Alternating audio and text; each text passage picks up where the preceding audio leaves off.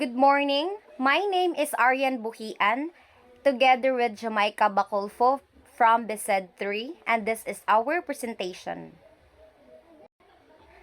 The title of the research is The Advantages and Challenges of Inclusive Education Striving for Equity in the Classroom. And the author of this study is Mayonel J. Hardines. The introduction. The study focused on inclusive education, specifically examining how students with disabilities are integrated into mainstream educational environment.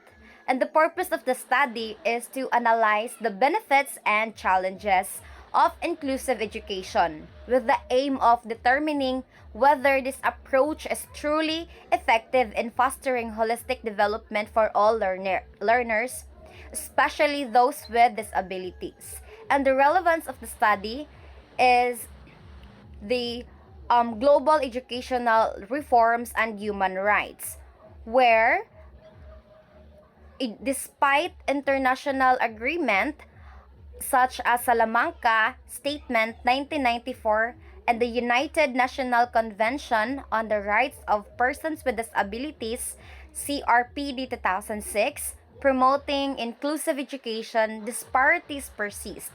Many students with disabilities continue to face systemic barriers, including inaccessible facilities, lack of resources, and insufficient teacher training.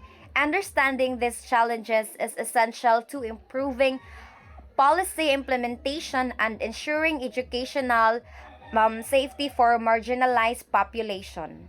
For this study, the researchers use a descriptive qualitative approach, which means they focus on understanding and describing the current situation of inclusive education based on observation, experience, and literature rather than using numerical data. And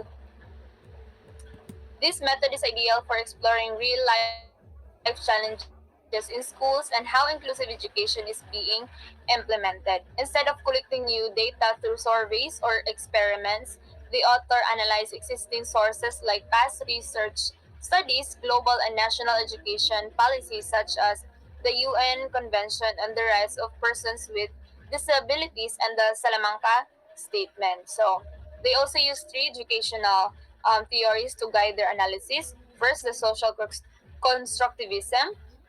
Next, the humanistic approach and universal design for learning UDL. And these approaches, it focus on learning through collaboration. It emphasizes the holistic development.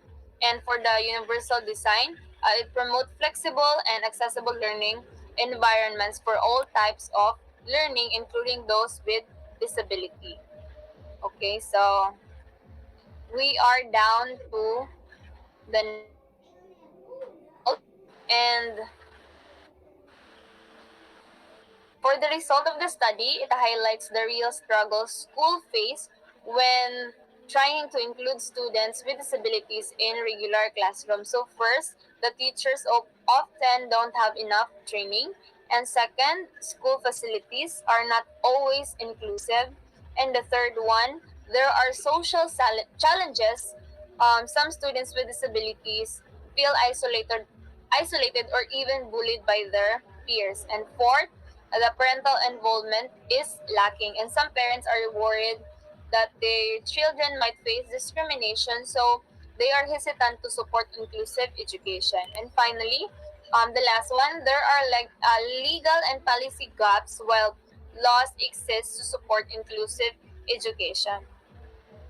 Okay, we are down to the last part, the recommendation.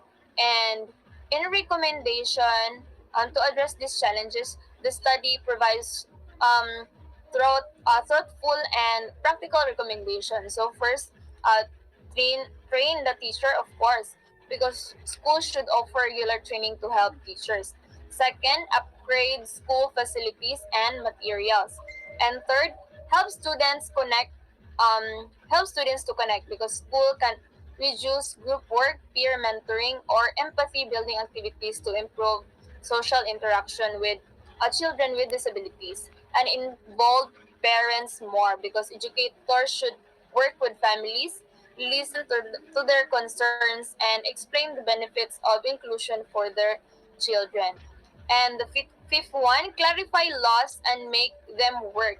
School and teacher need simple, clear guidance on how to apply inclusive education policies every day. And for the last one, use proven educational theories such as social constructivists that encourage teamwork and learning from peers. And also, they can use humanistic approach that supports the emotional and personal growth of all the students. And lastly, they can use universal design for learning that ensures that every student can access and engage with the lesson regardless of their learning style or ability. And I guess that's all for our presentation. Thank you so much.